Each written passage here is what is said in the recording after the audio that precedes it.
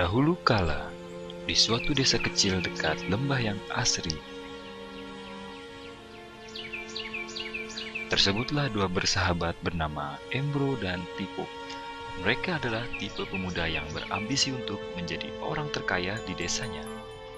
Mereka kerap membicarakan impian dan ambisi mereka itu akan kekayaan, kehidupan, dan gaya hidup yang ingin mereka miliki nantinya. Mereka tidak takut untuk bekerja keras. Hanya saja mereka masih belum mendapatkan kesempatan untuk dapat mewujudkan cita-cita mereka. Hingga suatu hari, kesempatan itu pun datang. Desa mereka membutuhkan lebih banyak air. Oleh karena itu, kepala desa mempekerjakan Embro dan Pipo untuk mengambil air dari mata air di gunung untuk dibawa ke tempat penampungan di desa. Mereka akan dibayar sesuai dengan banyaknya air yang dapat mereka bawa.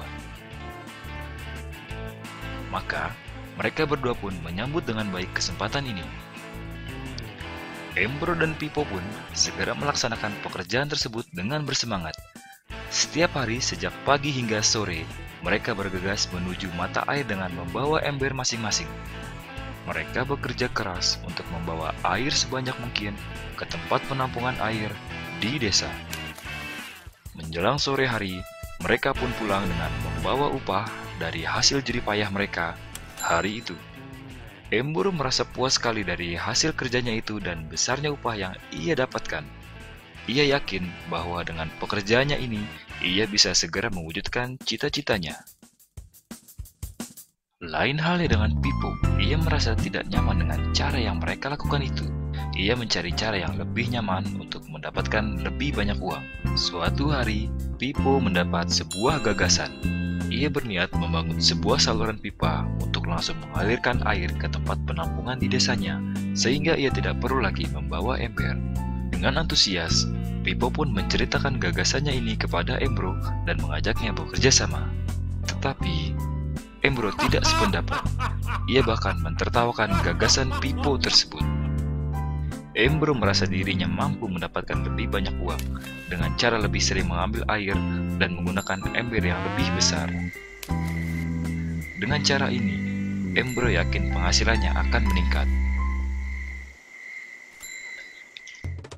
Pipo akhirnya memutuskan untuk mewujudkan sendiri gagasannya itu.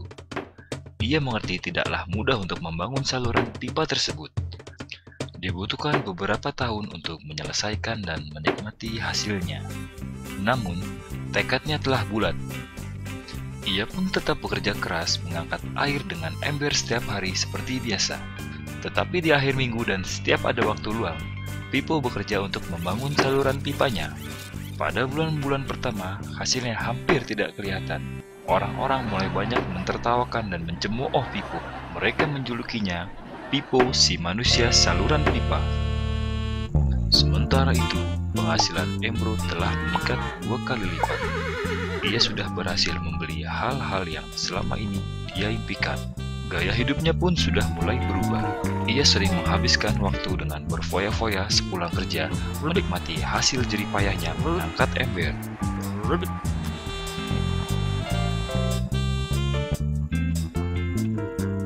Seiring bertambahnya usia, kinerja Embro pun sudah semakin lamban karena beratnya ember besar yang ia bawa setiap hari.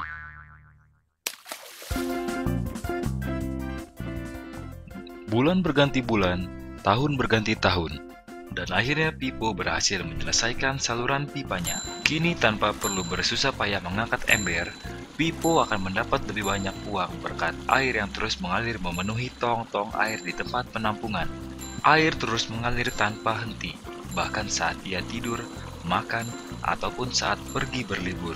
Pipo pun puas dan bangga berkat tekad dan kerja kerasnya. Kini penghasilannya pun mengalir tiada henti, seiring aliran air di saluran pipanya. Cerita Embro dan Pipo menggambarkan kehidupan kita. Pekerjaan yang dilakukan mereka melambangkan apa yang dilakukan banyak orang dalam mendapatkan penghasilan. Embro mendapatkan penghasilannya dengan menggunakan ember. Ia harus pulang pergi mengisi embernya untuk ditukarkan dengan uang. Untuk meningkatkan penghasilan, Embro lebih rajin pergi ke mata air dan juga memperbesar ukuran embernya. Dalam kehidupan yang nyata, jika kita ingin meningkatkan penghasilan, kita harus bekerja lebih keras. Misalnya dengan bekerja lembur atau mendapatkan pekerjaan tambahan.